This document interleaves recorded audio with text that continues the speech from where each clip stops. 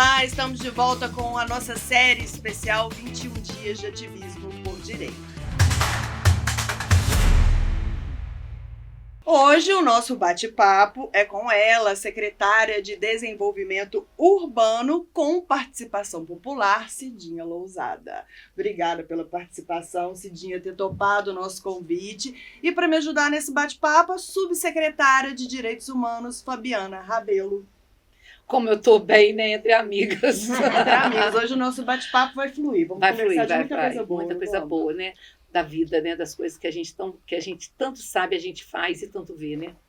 Cidinho, o desenvolvimento urbano da cidade, geralmente as pessoas pensam em algo técnico. Mas ele é profundamente humano. Como vocês trabalham para esse planejamento da cidade seja também uma ferramenta de inclusão? Planejamento urbano, né? Planejamento urbano, ele é uma palavra fria. Ela é fria pelo contexto que as pessoas pensam em planta. Uma planta desenhada, é uma planta que um arquiteto fez, depois um engenheiro vai construir. Mas essa não é a concepção da nossa secretaria. A concepção da nossa secretaria é que esse desenvolvimento urbano, ele só é possível com a participação popular. A participação popular, ela faz toda a diferença no desenho da planta e no desenho do território. Então, você pode fazer toda a diferença, né, de pensar em desenvolvimento urbano quando você pensa em pessoas, né, e vários tipos de pessoas. E quando você pensa no território, por exemplo, o território, ele não é um território igual também, né, como a planta não pode ser igual, a arquitetura não pode ser igual, né? Nós temos totalmente a desigualdade social, que ela tá em alguns lugares, em outros lugares, ela tem a igualdade totalmente linear para alguns. Então, ter este olhar, né, quando você faz o planejamento urbano, é necessário que você esteja em contato com a população, para você saber qual é a arquitetura que você vai desenvolver para aquele lugar. A arquitetura, quando eu falo, é o planejamento, né? E isso cria também para as pessoas o pertencimento.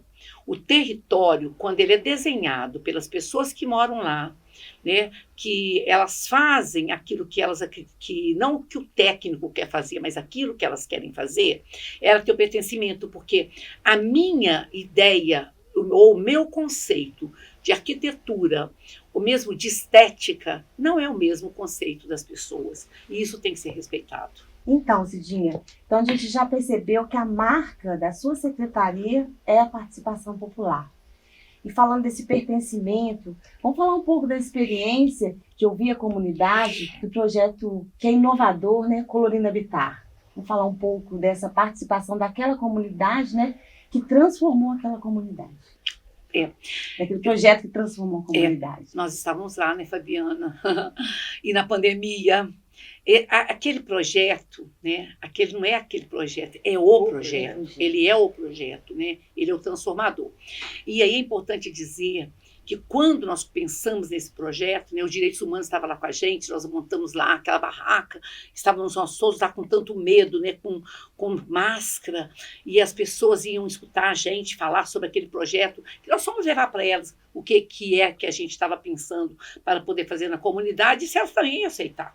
Né? Então, a gente estava levando uma ideia no Colorindo Habitar. E essa ideia, ela só foi para frente porque as pessoas abraçaram a ideia. E o Colorindo Habitar, eu teria que gastar muitos programas para a gente poder falar todo o conceito e o que ele criou, né, o que ele desenvolveu.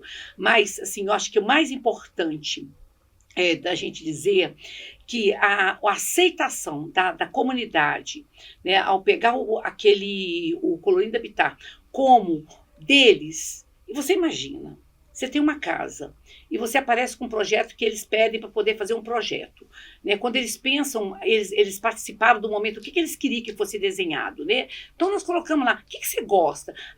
Eu gosto de feijoada, eu gosto de bola, eu gosto disso. Tinha até uma preguiça lá. O que essa preguiça significa subir esse escadão, que é imenso subir isso. Então, aquelas figuras que nós fomos trazendo foi que deu ao artista a ideia, a criatividade de desenhar, então, o colorindo habitar.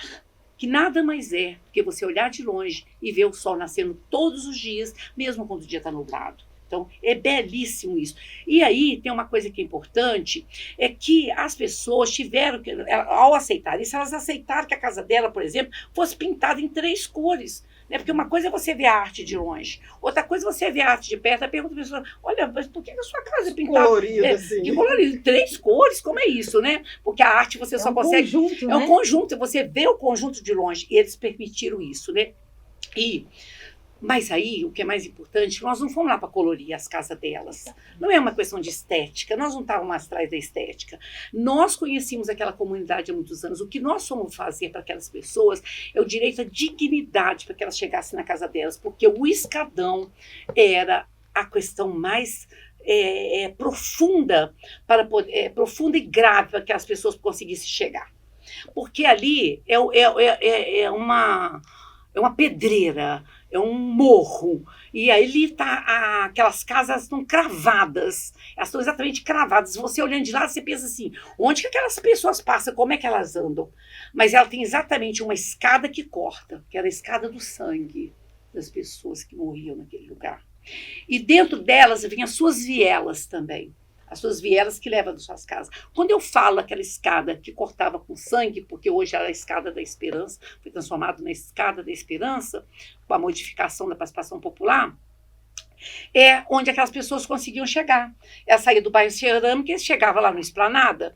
E quando você procurava no Google Esplanada, você via morte, sangue. Hoje você procura no Google, você vê colorindo habitar.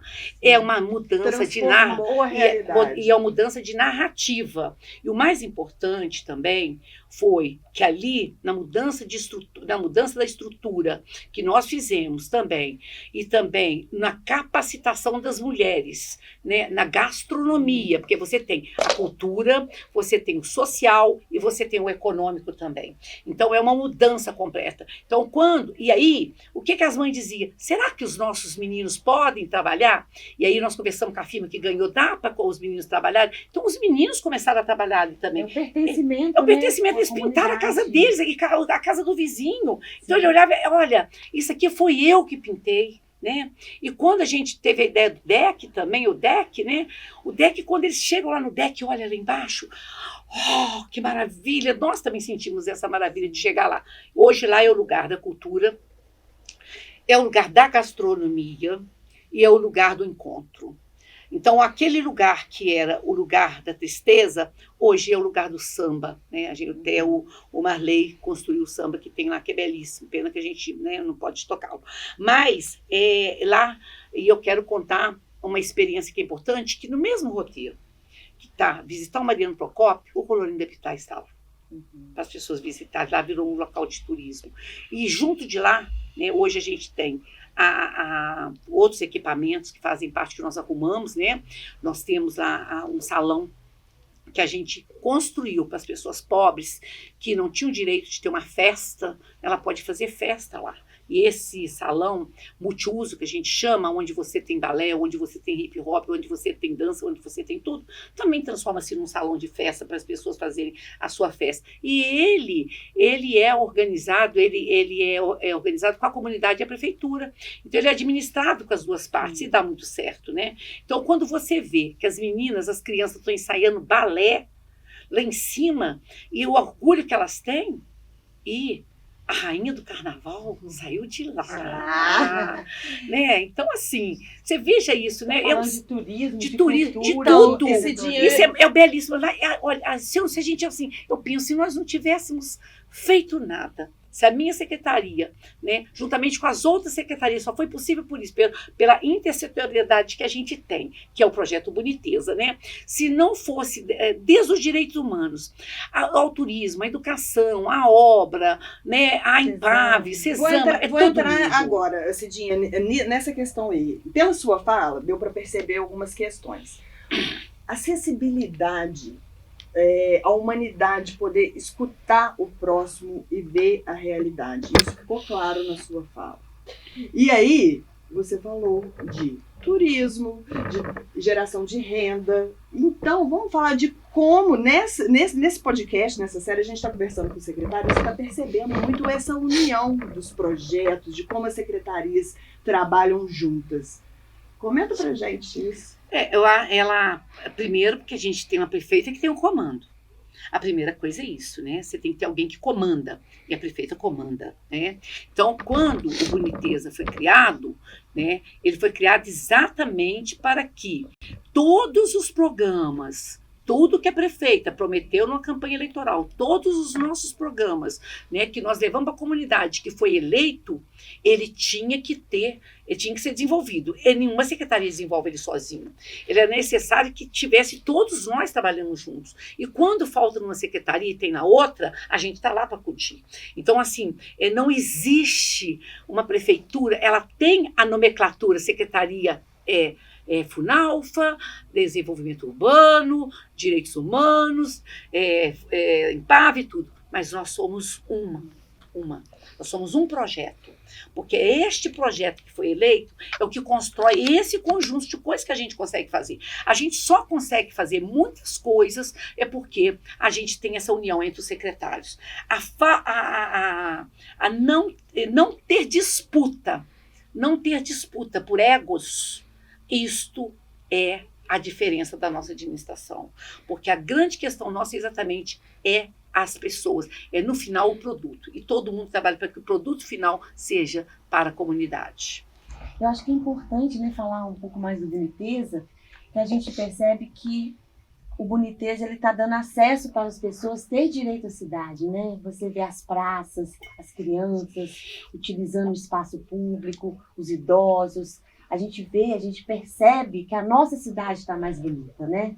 E quando a gente, às vezes, encontra alguém que vem na cidade, tem 10 anos que eu não venho a Juiz de Fora, como o Juiz de Fora mudou. E esse projeto, ele tem mudado a cara de Juiz de Fora e tem dado esse direito, né? A gente está falando de direitos humanos, né? De ocupação da cidade, uma cidade para todos e todas, né? A boniteza é uma palavra do Paulo Freire. Paulo Freire inventou a palavra boniteza.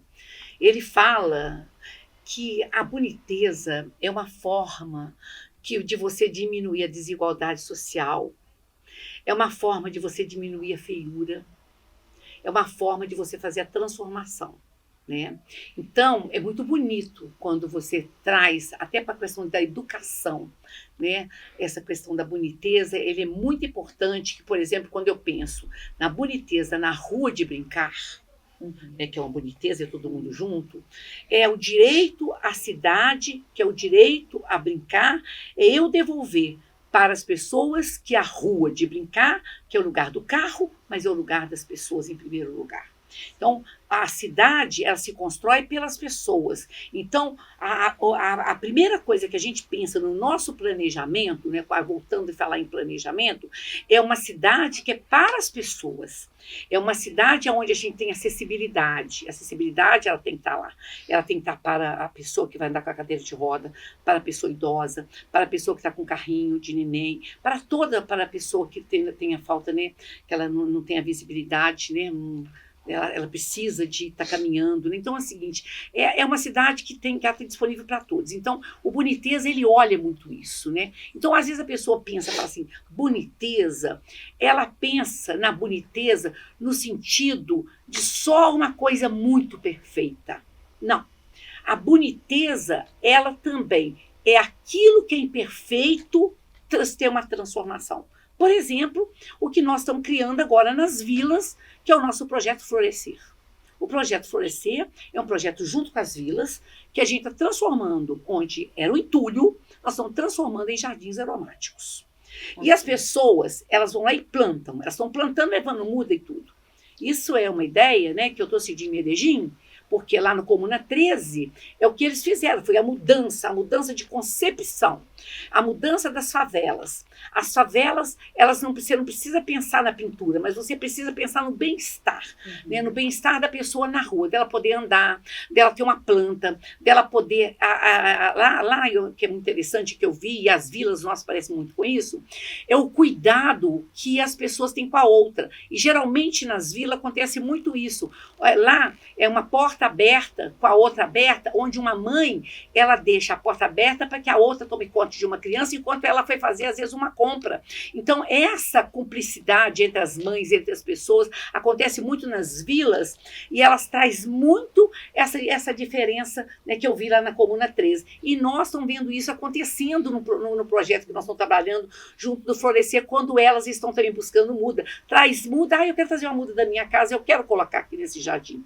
E por que ele chama aromático? Porque ele traz desde aquela erva que não vai deixar um mosquito, mas ele traz também o hortelã, ele traz a cebolinha, ele traz o manjericão, o alecrim. Da comunidade. É da comunidade, mas ele também traz a citronela, né, que vai espantar também o mosquito. E aí você traz... E aí nós fizemos uns blocos que você pode botar, que ele vira banco. Então você também para na hora que você está subindo o morro, você dá para você sentar. Então é super legal. É um projeto que está nascendo, né, ele está começando, e ele também, a gente falou reflorescer, porque ele tem que reflorescer também. É outra que está dentro do projeto Boniteza. Só vou falar, porque a Cidinha citou o Rua de Brincar. Eu vou contar uma experiência. Uma vez eu fui entrevistar uma criança no Rua de Brincar. E aí, o que você está achando? Devia ter uns 5 anos. A criança virou e falou assim, eu estou adorando, porque eu nunca brinquei na rua. É a primeira vez que eu brinco na rua. Porque hoje, o trânsito não é igual a nossa infância, que a gente podia brincar na rua com o pessoal. Então, assim, eu achei aquilo tocante. Ela fala assim, que legal, eu nunca brinquei na rua. É o medo, a gente tem que fazer com que as pessoas... Elas têm que perder o medo da rua. É um grande processo de educação, não é do dia para a noite, né? É um processo. Tudo isso que nós estamos fazendo é um longo processo, né? Mas ele é um processo que as pessoas estão compreendendo e elas estão elas estão inserindo na vida delas, né? Que quando a gente vê que elas pararam de catar as nossas florzinhas, né? Porque elas catavam as nossas florzinhas. Eu falei, gente, não cata as nossas florzinhas, nossas mudinhas. A gente tem umas mudinhas para vocês também. Então, a nossa cidade também está florescendo com essa beleza das flores, né? Então, assim, Boniteza para mim, hoje quando eu faço essa reunião toda segunda-feira com secretários, é um ajuntamento de muita alegria, sabe? A gente estava tão cheio de problemas que a pessoa assim, qual é a pauta? Todo mundo pensa, é problema. Para nós não, para nós aquilo não é um problema, aquilo ali é alguma coisa que nós estamos juntos para resolver. É um planejamento. É um planejamento para resolver. É fácil? Claro que não é fácil. Não é fácil, as coisas não são fáceis, né? Não seria dizer isso. Mas ela tem essa alegria da gente saber que nós vamos fazer juntos. E quando você faz junto, as coisas têm leveza também. Beleza e leveza, eu acho que são palavras que combinam muito bem. Faz sua pergunta, Fabiana. Pois é, a gente não poderia deixar de dizer sobre o programa Título Legal da Prefeitura, né? Que dá titularidade, dá propriedade para aquela comunidade. E nós participamos de um momento muito emocionante, né, na comunidade cigana de Igrejinha, ali às margens da BR-367. São famílias que estão ali há mais... Na BR-267. 267. São famílias que estão ali naquele espaço e que hoje têm um título de propriedade graças a esse programa, né? Que a insegurança é muito grande, né? Na cidade, tem muitas comunidades que as pessoas estão ali há anos e ficam pensando, será que eu vou ser retirado daqui? E você ter essa garantia, a prefeitura chegar ali e legalizar aquela propriedade, isso é algo muito importante para essas famílias. É um direito que está sendo garantido, né, para gerações. Isso. Então, fala um pouquinho sobre isso. Olha, Fabiana, eu quero dizer da minha ignorância sobre a questão do título legal na questão dos ciganos. E que eu acho que é minha e de muitas pessoas, que eu já contei para elas, né? Eu pensava assim, as pessoas, mas vocês vão dar um título? Vai dar um título para uma terra, para cigano? Cigano anda, cigano tem que ficar, eles andam, eles são nômades. E quando nós escutamos as histórias, né, da Boca, da Rosa e de outras mais lá falando da Beleza, que há uma perseguição contínua pelo preconceito. Então, ser nômade não é uma opção, é uma perseguição. Então, quando a cidade reconhece né? E dá para eles o título, é o reconhecimento, o pertencimento daquela comunidade e da garantia que eles podem dar a barraca, ter a sua barraca, mas eles também podem construir, né, a alvenaria necessária que eles querem construir do jeito deles também, que é para as crianças deles que trabalham. Então, assim, aquilo ali é um exemplo, nós somos um exemplo para o Brasil nesse sentido cigano, é uma coisa belíssima. E como eu uso muito título legal, né, para deixar explicado para as pessoas, eu digo sempre o seguinte, que título legal, para mim, ele equivale à certidão de nascimento. Porque às vezes as pessoas elas não entendem que o terreno ele tem uma escritura. O ser humano tem uma certidão de nascimento.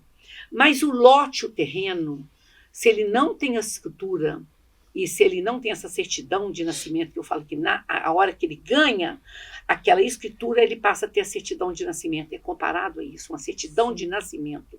Então, quando a pessoa se apossa do título, ela diz, isto agora é meu. E nesse momento, a terra nasce. Isso é muito bonito. Naquele momento, eu fico até arrepiada, sabe? Porque realmente pra gente que sente essas coisas, né? Naquele momento ali no cigano, quando você vê a terra nascer para eles, é muito, é inovador, né? A gente faz coisas muito inovadoras. E ali rompeu com preconceito você rompe também, com preconceito também, né? Então você vai rompendo com essas coisas todas. Então, quando você, e as mulheres que a gente vê, quando ela pega aqueles títulos que ela olha, que elas compreenderam que elas tinham, porque as pessoas entendem, não, eu tenho um contrato de compra e venda, e elas ficam presas a um papel que não existe, porque você não está registrado no cartório. Eu falo para elas, você pode ter um filho, quantas pessoas têm um filho na roça, não registrou, mas ele pode tomar vacina? Não, ele não tem nome. Ele pode ter direito aqui nada, porque ele tem nome, mas ele pode ter o apelido. Mas é igual você tem o apelido lá, contrato de compra e venda, você pode ter o nome que você quiser de gaveta, mas você não tem nome. Agora, você só é dono na hora que você registra. Quando você registra uma criança, essa criança passa a ter nome e ela passa a existir. A mesma coisa acontece com a terra. Ô Cidinha, eu queria te agradecer, ressaltar que é muito importante essa sua sensibilidade, esse seu olhar para as pessoas, que a cidade é feita de pessoas. Muito obrigada por ter participado com a gente desse nosso programa especial, da nossa campanha. Te desejo sucesso nessa caminhada aí. Obrigada, Fabiana. Olha, tá com vocês duas. Assim, foi um ótimo bate-papo. Então, assim, eu espero para você que vai ouvir a gente, você tem a mesma alegria que a gente teve aqui nesse momento, nesse bate-papo, né? Às vezes é longo, mas escuta, vale a pena, né? Porque tem tanta coisa que às vezes a gente não sabe, a gente fala assim, ai, é grande, mas escuta. Escuta com atenção. E aproveita para seguir a gente, quem não segue ainda, tá? direitoshumanos.pjf. Tchau, gente, até a próxima. Tchau.